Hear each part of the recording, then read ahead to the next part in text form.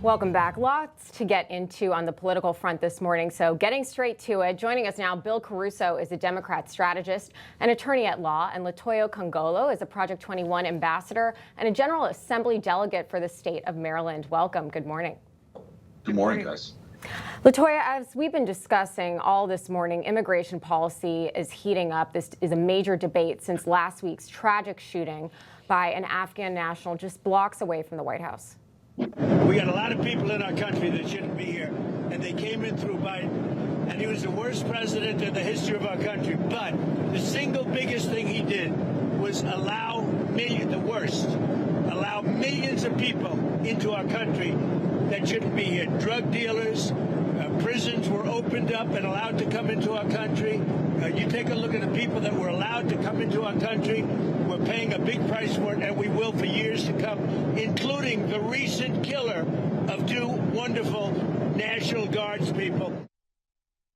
Yeah, LaToya, it's unfortunately, though, more than just Nkongolo, the killer there who allegedly killed those two National Guards people. It goes beyond. There are over 5,000 individuals on Operation Allies Welcome who entered our nation with security concerns, as well as an individual in Texas. There was a terror plot thwarted from someone who was also brought in, an Afghan national, under Operation Allies Welcome. But yet the Democrats still like to try to paint a narrative that this individual, Nkongolo, came here and was also vetted under the Trump administration. So it should be tied back to President Trump as well. I mean, your reaction to all of this, because it does create a picture that our country is not safe based on vetting processes. Yes, and first I just want to send my condolences and prayers to the families of Sarah Beckstrom and Andrew Wolf. You know, they put their lives on the line for us. And, you know, for someone to come intentionally from Washington State to our nation's capital and target, you know, two of our service members, you know, it's beyond disgraceful. And this should be one and done. You know, one too many is too many.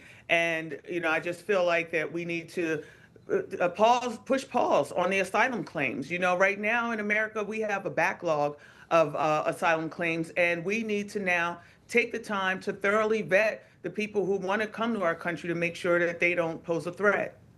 Yep. Absolutely. And the thing is, Bill, you know, the more I learn about what transpired, what led to this individual to get here, he was vetted by the CIA. I mean, arguably, they're the most intelligent, most, you know, highest level with regard to investigative skills, strategy. You just go down the list. And yet this person was radicalized on American soil. I know it's ongoing investigation, but that's the preliminary reports that we're actually hearing. So we need to raise the bar, not just on immigration, but also those seeking asylum. Go down the list. What say you? Yeah, and I want to share LaToya's condolences as well, and these two brave folks who served our country with distinction, and frankly were there in the nation's capital protecting us. They did their jobs, and unfortunately, one is recovering now in the hospital. We wish them well, and another family's planning a funeral. But let's go back to the problem here. This is a American problem. This is a bipartisan problem. Two different presidents were responsible for allowing this person in the country, and the system failed. Neither president failed. As you said, John, this person was radicalized, I would argue, probably before they got here, if you listen to some of the accounts of what they were involved in, and frankly, working alongside the American military to help us in that region. So this is a tragedy. I'm not against looking at people that are here, particularly Christian mentioned the 5,000 that may be here under, you know, that asylum effort. But the president has to do better right now with this blanket, you know, we're going to ban all third world countries. That's not where the problem was from, okay? And there are mental health issues going on here in America right now that we've got to look at, too, of American citizens that are committing violence. We saw a horrible situation happen in California with them. It looks like we don't know the criminal that committed the crime, but may have been an American citizen. So I think we have a problem here that we need to look at, but we've got to be focused on what the solution is and not just shoot in the dark. Looking at these asylum claims makes good sense right now.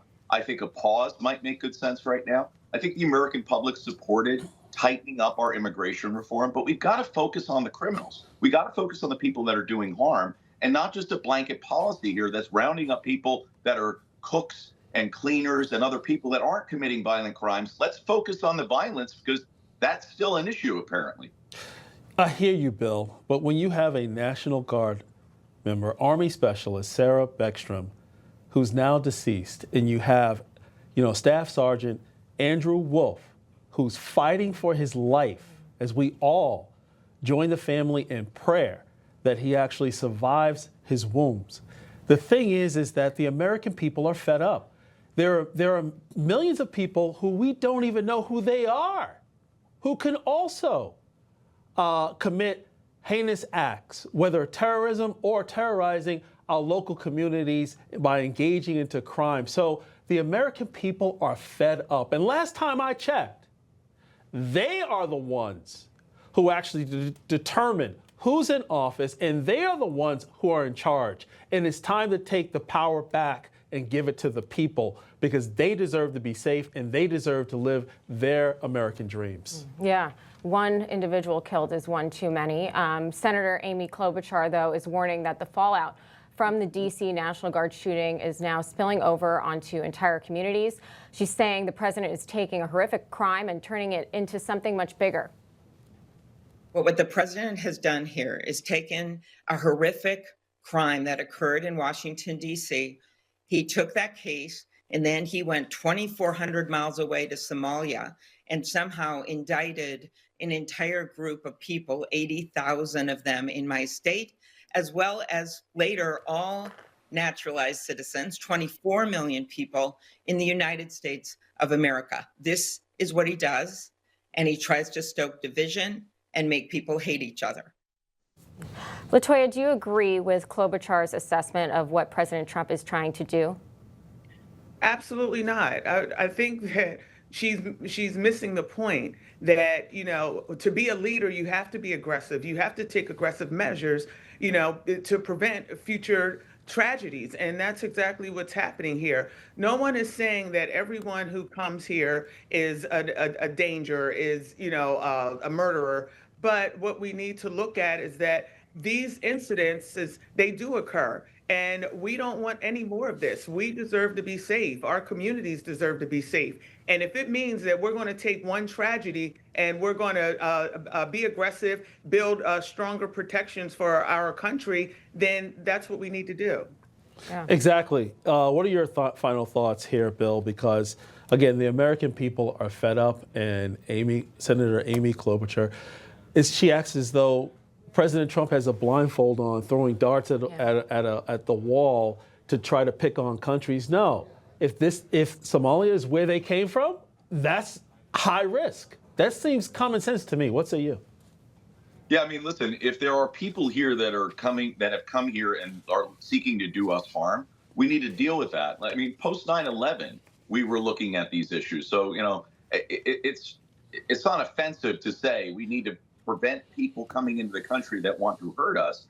But I think the blanket policy is what gives me trouble too.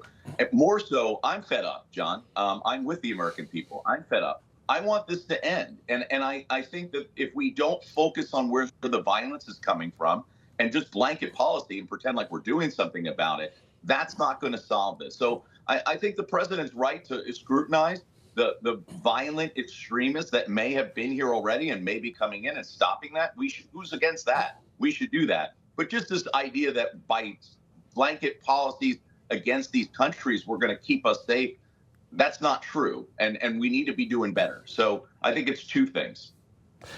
Well, you know what? I'll just leave on this note. The American people have common sense. And I'm not a plumber, but if there are plumbing issues, you need to turn off the water as you try to fix the pipe. You don't just try to fix the pipe and let the water just continue to gush through. Yeah. That's common sense. But we'll have to leave it there. Thank you so much, Bill and LaToya. Thanks, guys. Thanks, guys. Have a great day. You too.